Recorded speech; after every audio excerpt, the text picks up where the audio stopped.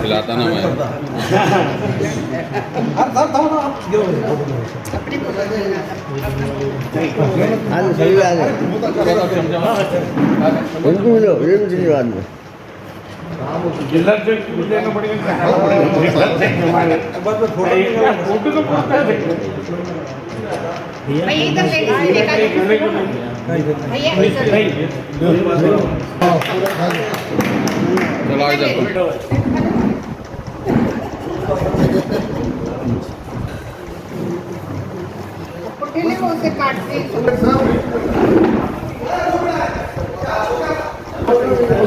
इधर की तरह इस साल भी हमने आदरणीय हमारे नेता जयंत पाटिल साहब का जो सालगिरह है, कल भी हमारे कार्याध्यक्ष देशमुख साहब ने जो 10 दिन के वास्ते जो पर्दा रखते, जो बच्चों को पूरे मराठवाड़े से बच्चे आते और हर साल उन्होंने करते और 10 दिन प्रोग्राम चलता है। क्रिकेट हुआ, फुटबॉल हुआ, बास्केटबॉल हुआ और आज भी हम राष्ट्रवादी कांग्रेस पार्टी की तरफ से हमने राष्ट्रवादी भवन में आदरणीय नेता हमारे जयंत पाटिल साहब का हमने जन्मदिन के मौके पर हमने आज केक काट कर, इसके बाद में हमने इसके बाद जो गरीबों के वास्ते हम आज कुछ कंबल वाटप है, अनाज वाटप है, इसके बाद में हम सब जाके दवाखाने के अंदर और गरीब बस्तियों के अंदर कई धान्य वाटप करने वाले, कंबल वाटप करने वाले।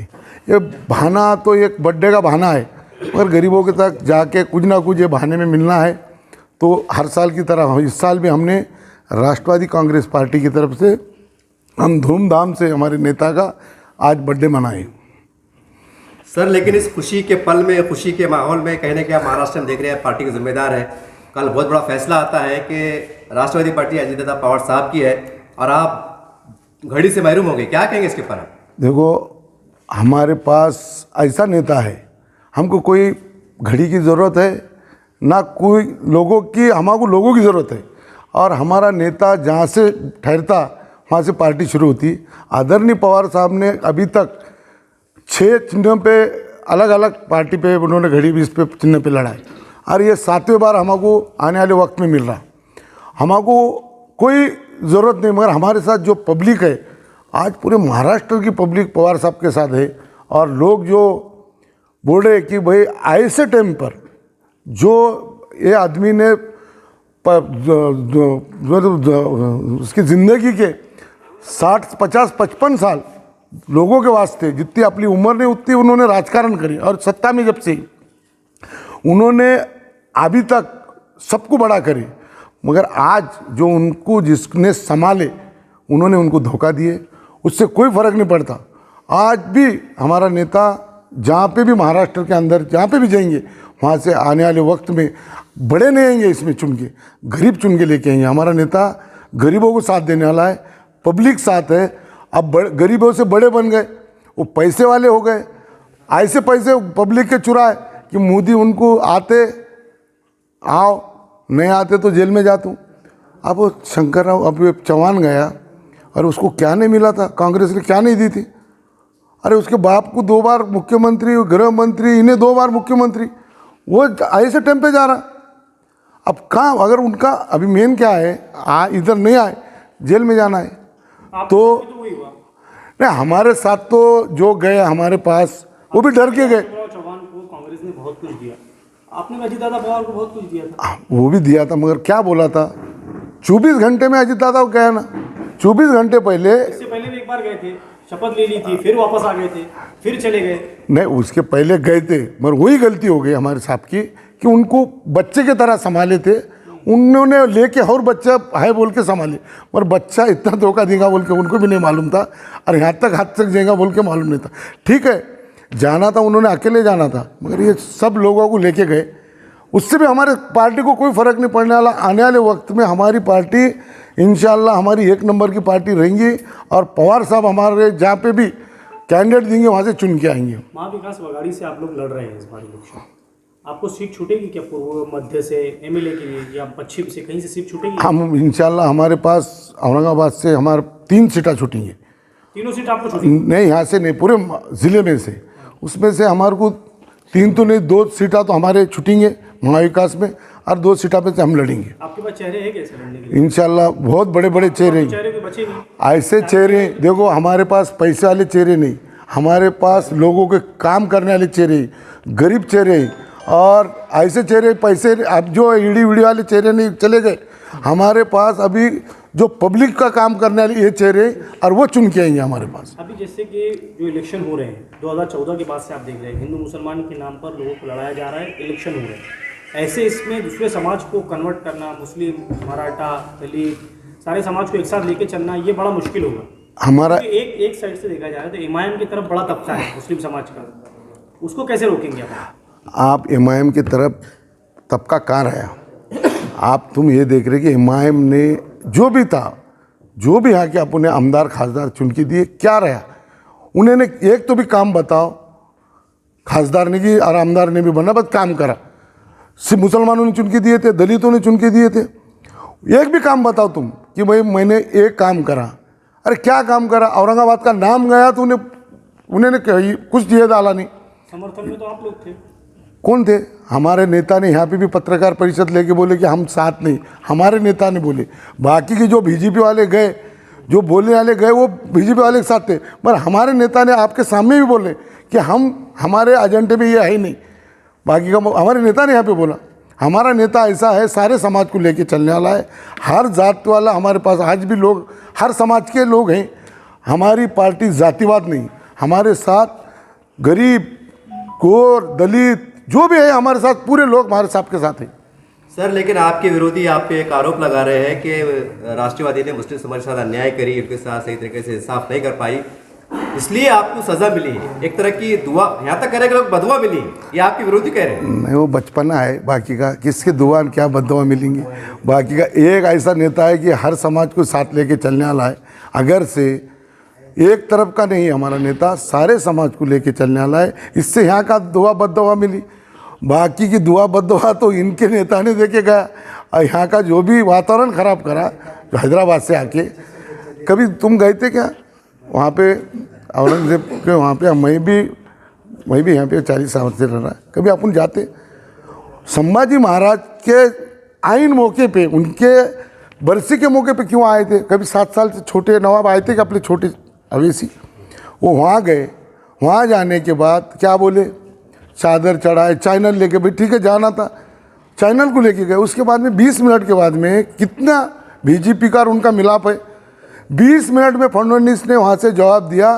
इसके बाद में बोले तुमने तो आज बोले औरंगजेब के इस पे गए, मज़ार पे गए, इसके बाद में मैं औरंगाबाद का नाम बदल दूँगा। वैसे ही करा। इन्हों जहाँ पे भी गए, अभी तक क्यों नहीं हुआ था नाम बदली? अभी तक क्यों नहीं हुआ था? इन्हों जो हाइन कितने, एक मिनट बोलो, खासदार साहब ने कितने बार बोले अपने को जी, बदल के बताओ, बदल के बताओ, जी, बदल के बता दिए उन्होंने। अरे राज है ना उनका, सत्ता थी ना भाई, क्यों छेड़े उनको? जी। बाकी का एक तो भी काम बताओ ना। बाकी भाई इन्होंने काम करे बोल के। साहब आप काम की बात कर रहे हैं तो उन्होंने पूरे शहर के अंदर गलियों का काम चढ़ा, रोड का काम चढ़ा, वो भी काम ये हमारे महाविकास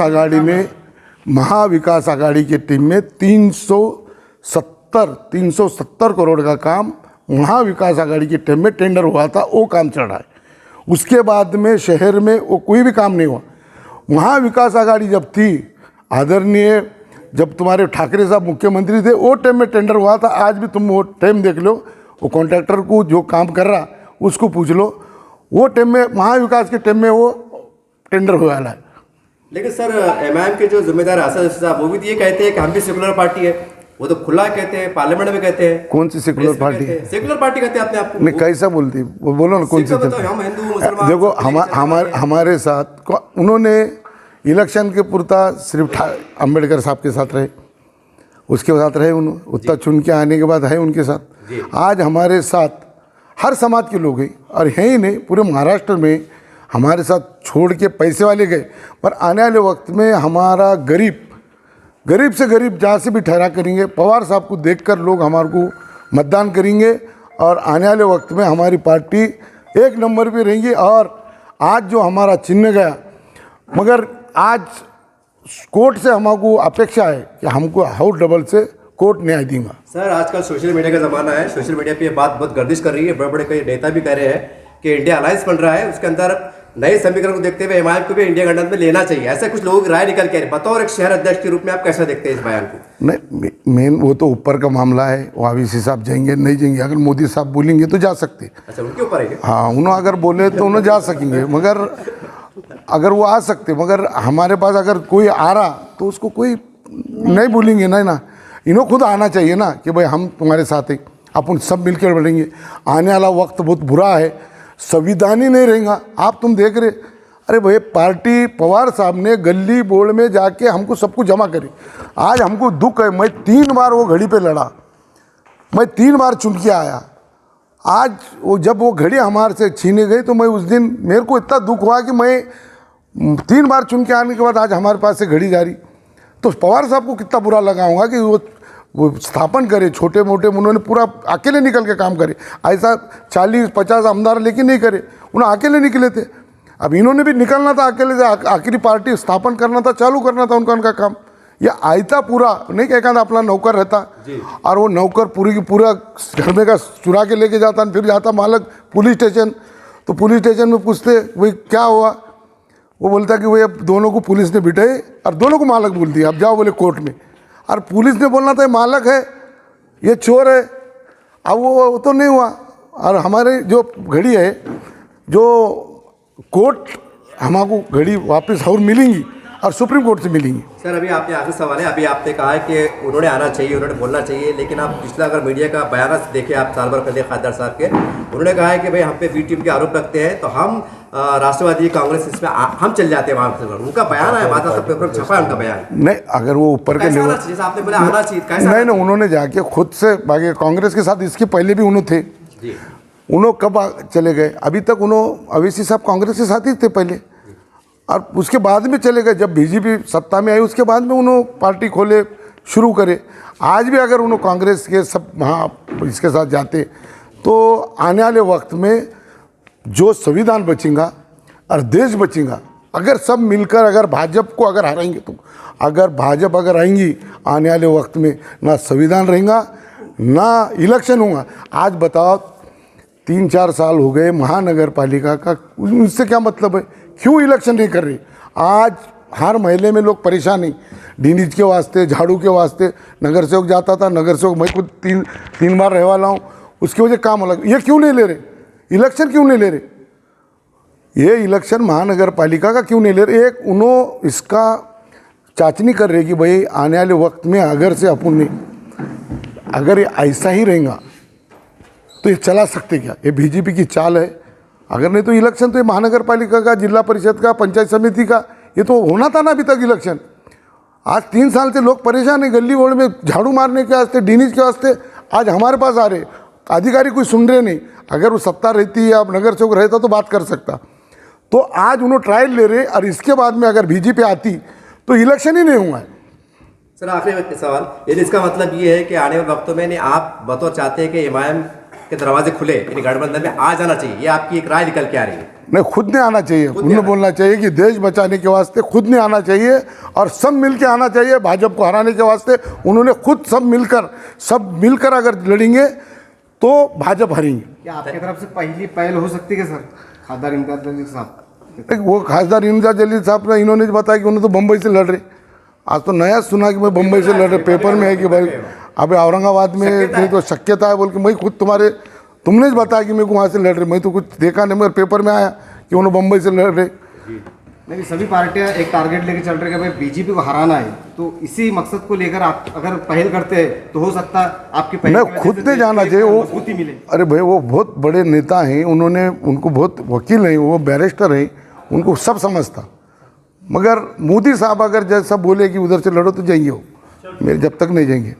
आज आमचे मार्गदर्शक या राज्याचे माजी मंत्री, राष्ट्रवादी काँग्रेस पक्षाचे प्रदेशाध्यक्ष माननीय श्री जयंतराव पाटील साहेब यांच्या वाढदिवसाचं औचित्य साधून औरंगाबाद शहर राष्ट्रवादी काँग्रेस पक्षातर्फे आज कॅन्सर हॉस्पिटल येथे आमचे शहराचे शहराध्यक्ष सन्माननीय ख्वाजाबाई यांच्या नेतृत्वाखाली गरीब लोकांना सध्या कंबल वाटपाचा कार्यक्रम आज आपण इथं आयोजित करण्यात आला होता।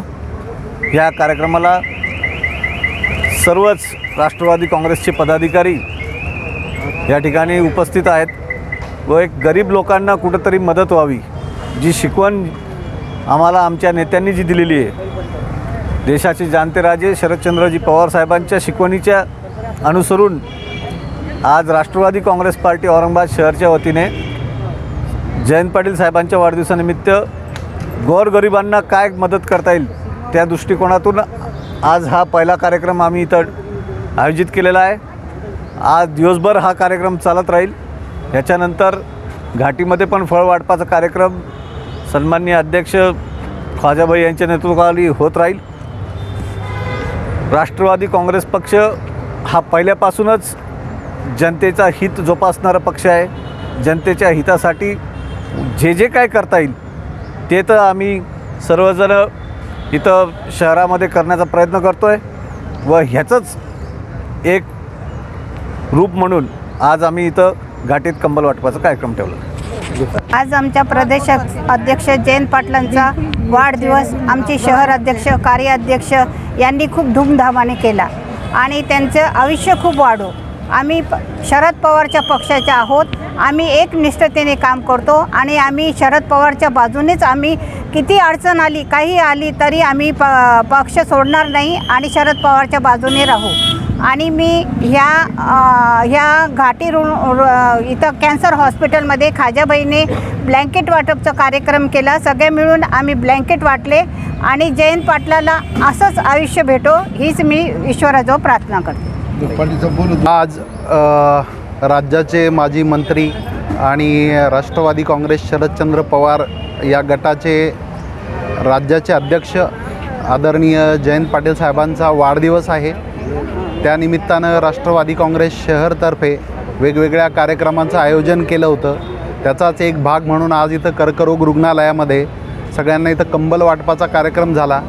शहराचे आदरणीय अध्यक्ष ख्वाजाभाई, आमचे कार्याध्यक्ष आमचे मित्र अभिषेक भैया, विनाताई खरे, पक्षाचे सगळे पदाधिकारी आज इथे हजर आहेत। या निमित्तानं इथल्या रंजल्या गांजल्यांची सेवा करण्याचा जो एक क्षण मिळाला, त्या याच्यामध्ये या गोरगरिबांची सेवा करून आदरणीय जयंत पाटील साहेबांना दीर्घायुष्य प्राप्त हो यासाठी पक्षातर्फे वेगवेगळे कार्यक्रम राबविण्यात येत आहेत। आणि आज आम्ही पक्षाच्या वतीनं त्यांच्या वाढदिवसानिमित्त केक कापला, वेगवेगळ्या कार्यक्रमाचं आयोजन केलं आणि या निमित्तानं सर्व नागरिकांना आम्ही आश्वासित करू इच्छितो की वातावरण कितीही बदललं, काहीही घडामोडी घडल्या तरी पण इथल्या जनमानसात मिसळणारा आमचा जो नेता आहे आदरणीय शरदचंद्रजी पवार साहेब, त्यांच्या मार्गदर्शनाखाली राष्ट्रवादीची आगेकूच अशीच पुढे चालू राहील आणि जनतेच्या सेवेसाठी आम्ही तत्पर राहू। नमस्कार। आज आमचे आदरणीय व पवार साहेबांच्या पाठीशी खंबीरपणे उभे असलेले आमचे दैवत आदरणीय प्रदेश अध्यक्ष जयंतराव पाटील साहेबांचा वाढदिवस फार अभिमानाचा वाढदिवस आहे. हा वाढदिवस आम्ही दरवर्षी सालाबादाप्रमाणे साजरा करतो. कालच आम्ही जयंत महोत्सव या निमित्ताने अभिषेक भैया जी 16 वर्षापासून जी ट्रॉफी ठेवता ती 1 महिन्यात आम्ही ते स्पोर्ट्सचे कार्यक्रम ठेवण्यात आलेले आणि आज आमच्या शहराचे अध्यक्ष सन्मान्य खाजाबाई यांनी जो राष्ट्रपती भवनला केक कापण्याचा प्रोग्राम झाला व त्याच्यानंतर आता कॅन्सर हॉस्पिटलला ब्लँकेट वाटपाचा कार्यक्रम झाला. असेच कार्यक्रम आम्ही व तसेच युवकांतर्फे फळ वाटप, मिठाई वाटप व बाल दिवसभर असे कार्यक्रम चालणार आहेत. आणि येणाऱ्या काळातसुद्धा जयंत पाटील साहेब यांचे हात कसे बळकट करता येईल हेच आम्ही युवकांच्या वतीने त्यांना शुभेच्छा देतो आणि थांबतो. जय राष्ट्रवादी.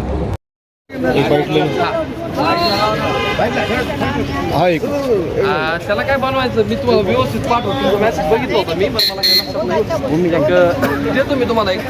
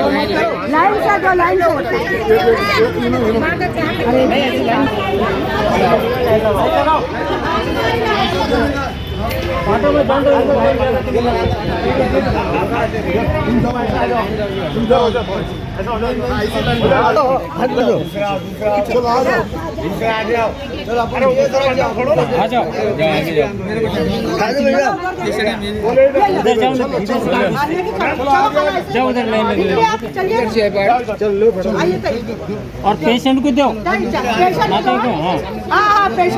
चलो मोदी चलो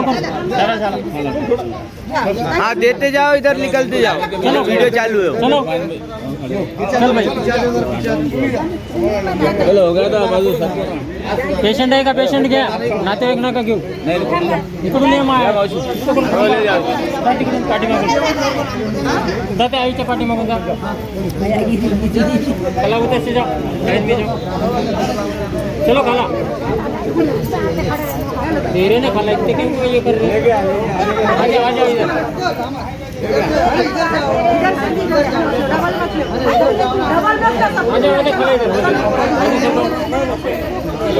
आ जाओ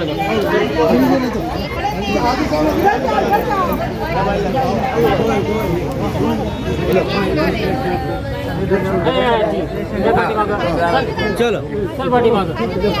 चलो मौसी अभी आपने लेकर गए वो खाला. इधर लेके गए आप हट जाओ. नहीं देंगे.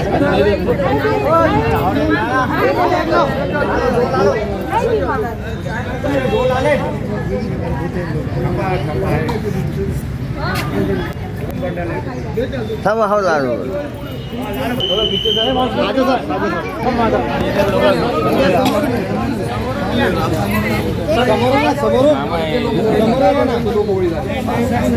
चलो काका घेतो हम वाटने वाले भैया चल भाई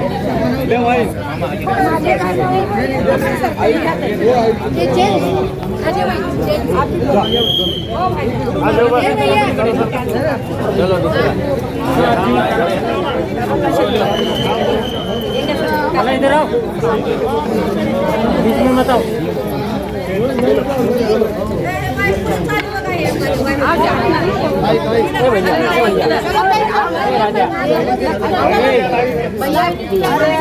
बोलो